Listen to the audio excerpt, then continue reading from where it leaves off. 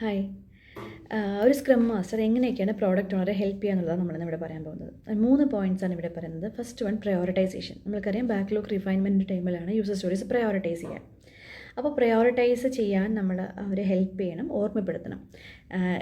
ഈ അപ്കമിങ് സ്പ്രിൻറ്റിലാണെങ്കിൽ ഏത് പ്രയോറിറ്റി കൊടുക്കണം, ഹൈ മീഡിയം ലോ ആണോ, അല്ലാതെ നെക്സ്റ്റ് സ്പ്രിൻറ്റ് മതിയോ എന്നുള്ളത് അവരോട് ചോദിച്ച് അതിൽ കമൻറ്റ് ഡിസ്കഷൻ ബോർഡിൽ കമൻറ്റ് ചെയ്യിപ്പിക്കാനായിട്ട് നമ്മൾ ഓർമ്മപ്പെടുത്തണം. Point number 1.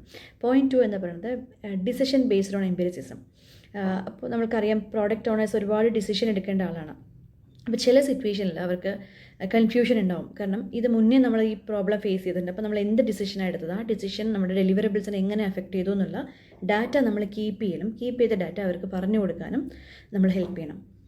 Then third, conflict resolution. Product ഓണർക്കും ഡെവലപ്മെൻറ്റ് ടീമിൻ്റെയും ഇടയിൽ ഒരു കോൺഫ്ലിക്റ്റ് വരികയാണെങ്കിൽ അതിനിടയിൽ നിന്നിട്ട് നമ്മളതിനെ രണ്ടുപേരെയും പ്രൊട്ടക്റ്റ് ചെയ്യേണ്ടത് നമ്മുടെ റെസ്പോൺസിബിലിറ്റിയാണ്.